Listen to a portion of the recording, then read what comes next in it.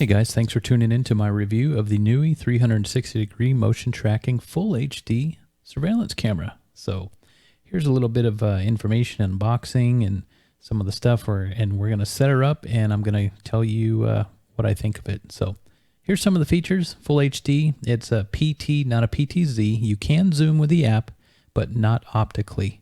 Two-way audio as cloud, and it's kind of cool because you can store the information right on the SD card. We'll show you that in a bit.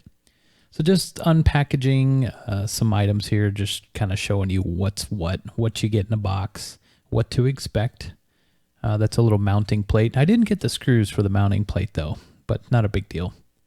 And that's your standard charger, 5 volts at 1 amp. It's a very common charger. So let's take a peek at the instruction manual real quick, and you'll see what you get in a box. And notice what I was talking about earlier. Look at the position for the micro SD card. It's actually, you rotate the lens up and it slides right in there. It's pretty cool. On the back there's a reset button, and that's where the power USB input goes. And then that shows you the wall mount. So in case you stumbled across this video, I know there's a few videos on the internet, but here's the instructions in case you cannot find them. And one bad thing I don't like about this camera so far, what I just noticed, is 5 gigahertz is not supported. And there's some light indications in case you have some problems. So here we go. Let's flip up the lens. And you can see that tiny slot in the bottom. Sorry it's dark, but that's where the micro SD goes. So that's kind of cool.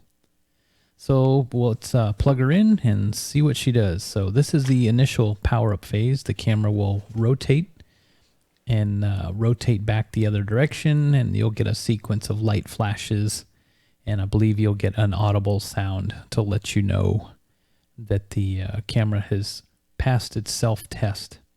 So download the app and go in here, and this is the Cam 360, so we're going to choose 360 here, and then it says add a camera. Make sure that your camera is powered on within Wi-Fi range. Now make sure that you have your camera connected to the Wi-Fi network. Make sure that the light is flashing red, and then you can proceed. So if you do not have it on Wi-Fi, like I have mine on 4G LTE currently, it'll ask you to repeat this step here. So it's asking me to access the location. And basically, if you do not allow this camera to access your location or your call history or your phone logs, it's kind of weird, then you cannot proceed. So I'm not sure why this thing needs to be able to dial a phone number. Maybe it's got something to do with 4G LTE. Push notifications, I'm not really sure. So we're just setting her up now, typing in passwords and all that stuff. Now you can see I'm connected to my Wi-Fi network. So we have to repeat the process like I said earlier. Not a big deal. And there'll be a QR code that pops up. Hold that in front of the camera. The camera will make a couple sounds, and it'll do a little handshake to the internet, and it'll connect rather quickly. It only took about 10 seconds. And there's the tones there to signify that you've got a handshake. Now you can name your camera. And at first I was going to click on baby room, but I was like, let's call it the kitchen. We'll put it in the kitchen and test it out there. So tap on kitchen, and here you go. There's a live view of the camera.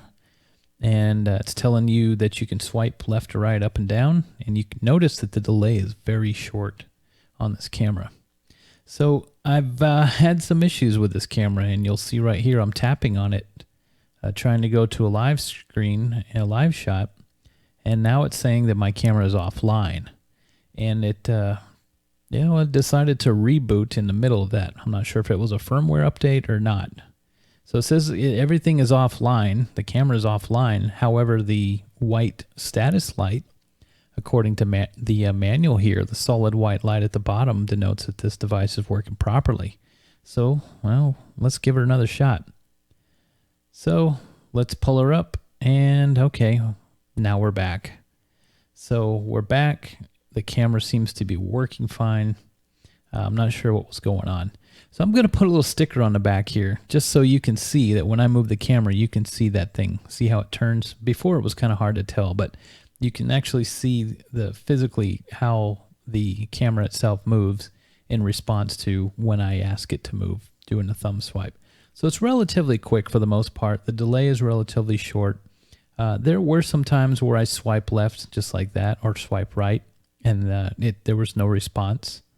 But for the most part, overall, I mean, you've got a pan tilt camera that does a full 360 degrees in your hand. So what I did is I took it out of the kitchen and I retitled it Backyard.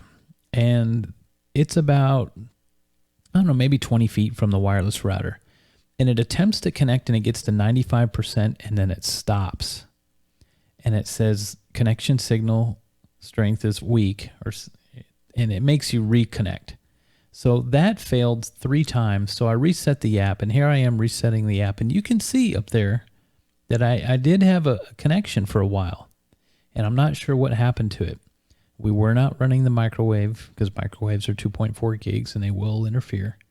But I attempted to connect several times and I never did get it to connect. And well, this is how this review ends. Here's the camera.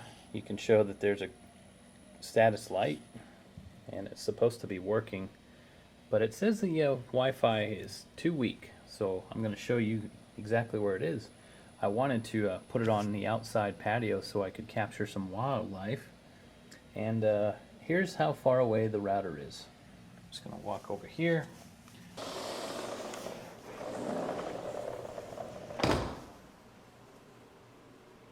And there she is.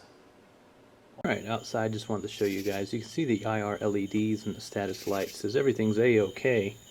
Well, we're going to go to the app real quick. And we're getting notifications, and there's a previous image to show you that it was working earlier. And when I click it, let's see what it does.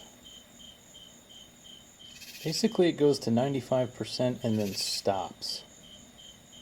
And it's saying that my connection is not good enough out here. See?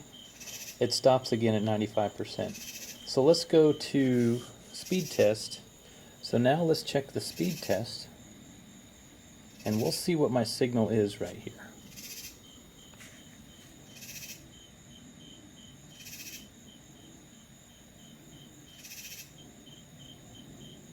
That's smoking. That's really fast. And this camera is saying that the connection's not good enough. So I don't know what to tell you. This camera is not staying connected. So unfortunately, I will not be using this camera.